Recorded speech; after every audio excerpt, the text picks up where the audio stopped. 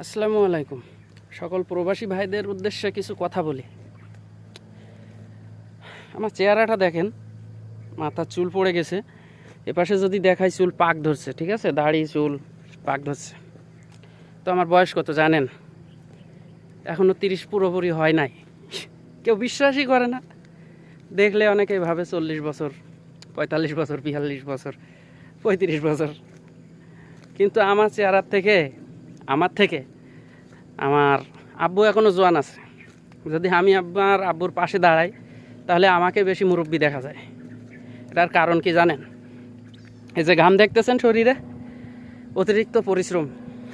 এই যে আমরা প্রবাসীরা সকাল থেকে রাত 10টা পর্যন্ত ওভার ডিউটি, 5টা পর্যন্ত তো বেসিক, সাতটা হচ্ছে কেনে ওভার টাইম, 2 ঘন্টা বেসিক ওটি, তারপরে আপনার রাত 10টা পর্যন্ত আছে ওভার টাইম। এত পরিশ্রম ভাই, শরীর এতটা ক্লান্ত থাকে, তবুও প্রতিদিন সকালবেলা ঘুম থেকে উঠে ডিউটিতে যাওয়া লাগে। কি হবে এত টাকা ভাই? মানুষের হায়াত কত বছর কোন তো? 55 বছর, 60 বছর, 70 বছর পার হচ্ছে মানুষ এখন? হচ্ছে না। যারা আমাদের চাচা দাদা আছে, আগেকার মানুষ, তারা কেউ কেউ এখনও আছে 80-90 বছরের, 75 বছরের। বর্তমান আমাদের মতন যারা প্রবাসী, 30 বছর, 35 বছর, 40 বছর, 45 বছর, কত প্রবাসী আসে দেখেন ভাই, রাত্রে রুমের ভিতরে ঘুমের ঘরে মরে আছে, স্ট্রোক করে পড়ে আছে, হার্ট অ্যাটাক করে মরে পড়ে আছে। কি একটা অবস্থা ভাই! আমরা টাকার জন্য যুগের সাথে তাল মেলাতে যে এতটা পাগল হয়ে গেছি, এতটা টাকার কাঙাল হয়ে গেছি যে আমাদের নিজেদের প্রতি নিজেদের কোনো খেয়াল নাই। আমারে আল্লাহ দিছে দুনিয়ায়, আমারে জন্ম দিয়ে পাঠাইছে, যতটুক হায়াত দিছে আমার সন্তানেরও আল্লাহ দুনিয়ায় পাঠাইছে, তারও ততটুক হায়াত দিবে। আল্লাহ বলছে তোমার রুজি তুমি করো, আমার ইবাদত করো। আমরা কি করি? পরিবার, সন্তানের ভবিষ্যৎ দেখতে দেখতে ভাই নিজের জীবনটা এখানে শেষ। আল্লাহ তো আমার একটা আলাদা জীবন দিছে, আমারে যে হায়াতটা দিয়ে দিছে আমারে বাঁচার জন্য, কিন্তু আমি যে আমার সন্তানের ভবিষ্যৎটা গড়ার জন্য আমার জীবনটা এই বিদেশে শেষ করে ফেলতেছি। আমার সন্তান পরবর্তীতে এসে কী করবে? সে ইনকাম করবে, নাকি আমার এই কষ্ট করা টাকাগুলা সে অনৈতিক কাজে উড়াইবে, খারাপ পথে উড়াইবে? প্রবাস জীবন, প্রতিটা প্রবাসীরই এমন এমন গল্প আছে। প্রতিটা প্রবাসী জীবনে এমন গল্প আছে। এই যে কয়েক বছর ধরে, 10 বছর, 15 বছর, 20 বছর বিদেশ, টাকা পয়সা বাসায় দিছে, ফ্যামিলির হাতে দিছে, মা বাপ নষ্ট করে ফেলছে, বাসায় যে ভাইটা রয়েছে তারে দিছে, যে শ্যামলাটা, যে প্রবাসীটা সে খাটছে, যে বাড়ি ছেলেটা প্রবাস করছে, তার জন্য কিছু নাই। সে যখন দেশে যাবে একেবারে হিসাবে মেলে না, তার হিসাব মেলে না তার বাড়ির লোকের সাথে। কি বলবো ভাই, এই মানে এমন ধরনের কথা যখন আমার মুখ দিয়ে বের হয়, আমি ভাবি অলরেডি আমার দু চোখে পানি চলে আসে। আমি বলতে পারি না ভাই, কথাগুলো শেয়ার করতে পারি না। হয়তোবা ভিডিও দেখেন আপনারা যে 80 ঠাট্টা করে অনেক কথা বলি, তারপরে মজা চলে অনেক ধরনের ভিডিও বানাই, কিন্তু ভাই প্রত্যেকটা প্রবাসী জীবনের গল্প একই। বুক ভরা কান্না, কাউরে দেখাইতে পারে না ভাই। আসলে আল্লাহ যাদের মধ্যবিত্ত করে পাঠাইছে দুনিয়ায়, গরিব, এরা কষ্ট বোঝে ভাই। এরাই বুঝতেছে যে দুনিয়ার নিয়ম নীতি কী। যারা বড় লোক ধনী দুলাল, এরা কখনো বুঝবে না, ঠিক আছে? তো আমিও গেছিলাম দেশে ভাই, দেশে আমিও একবারে চলে গেছিলাম। তো আমার বাড়িতে জায়গা জমিনে একটু সমস্যা ছিল, এ কারণে ঘরে হাত দিতে পারি নাই। তো প্রতিটা প্রবাসী 10 বছর 12 বছর যাই বিদেশ করুক, সে টাকা দিয়ে তার একটা স্বপ্নের ঘর বানায়, ঠিক আছে? আর কিছু না হলেও ওই একটা ঘরই থাকে তার কাছে, তার সম্বল। আমি দেশে গেছিলাম, আমার বাড়ি জায়গা জমি ঝামেলার কারণে আমি ঘরটা করে যাইতে পারি নাই।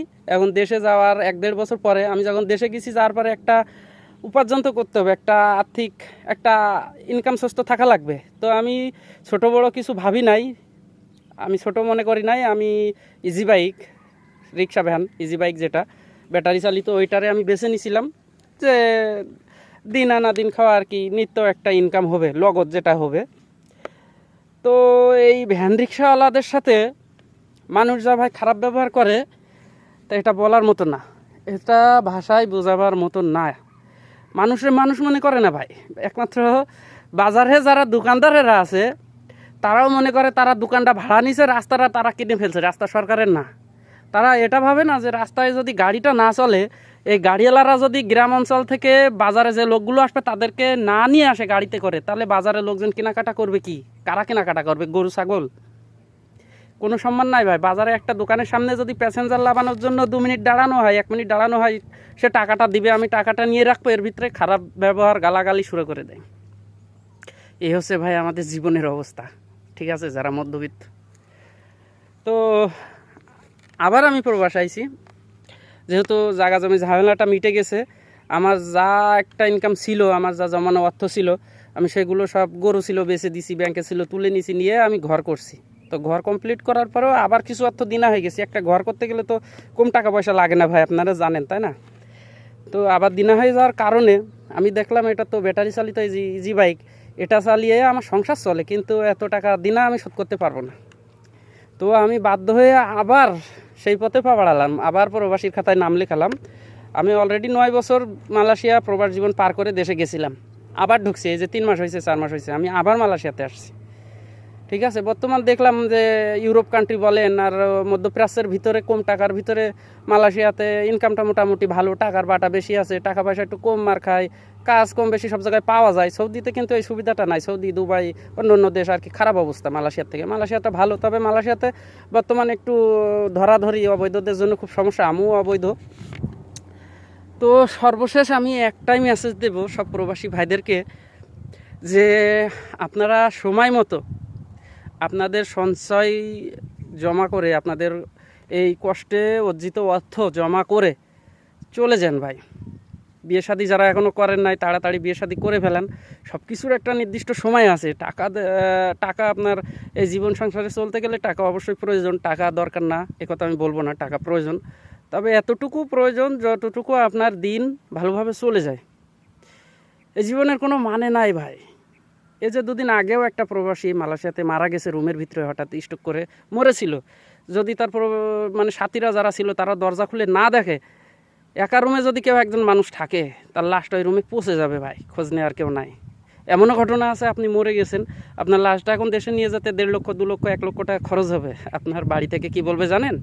এত টাকা তো আমাদের কাছে নাই, লাশই তো, ওখানে মাটি দিয়ে দিক না।